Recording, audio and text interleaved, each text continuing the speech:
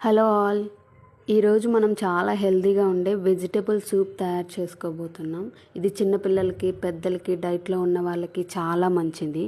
ముందుగా ఒక పాన్ తీసుకొని అందులో బటర్ వేసుకున్నాను నేను. మీరు ఆయిల్ అయినా వేసుకోవచ్చు బటర్ లేకపోతే.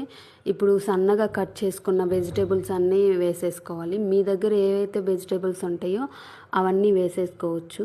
వేసేసుకొని ఒక 2-3 మినిట్స్ అలా కలిపేసుకొని మూత పెట్టేసుకొని ఉడకబెట్టేసుకోవాలి. అవి ఉడకబెట్టుకున్న తర్వాత స్లోగా ఉడుకుతాయి. మరీ ఎక్కువ మెత్తగా ఉడకాల్సిన అవసరం లేదు. ఒక మాదిరిగా ఉడికినా సరిపోతుంది. ఇప్పుడైతే నేను కొంచెం సాల్ట్ వేసాను, బట్ మీరు తర్వాత అయినా వేసుకోవచ్చు. ఇప్పుడు తగినన్ని నీళ్లు పోసేసుకోండి. మీకు ఎంతైతే నీళ్ళు కావాలో అంత పోసేసుకోండి.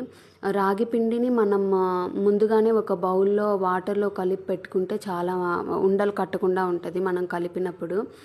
అలా కలిపిన తర్వాత నేను మిరియాల పొడి వేసాను కారానికి. ఆల్టర్నేట్ మిరియాల పొడి వేసాను, ఉప్పు వేసాను. మీరు చూసి వేసుకోండి. ఇది జస్ట్ 5 మినిట్స్ అయితే దగ్గర పడిపోతుంది. ఆ 5 మినిట్స్ తర్వాత మీరు దించేసుకోవచ్చు.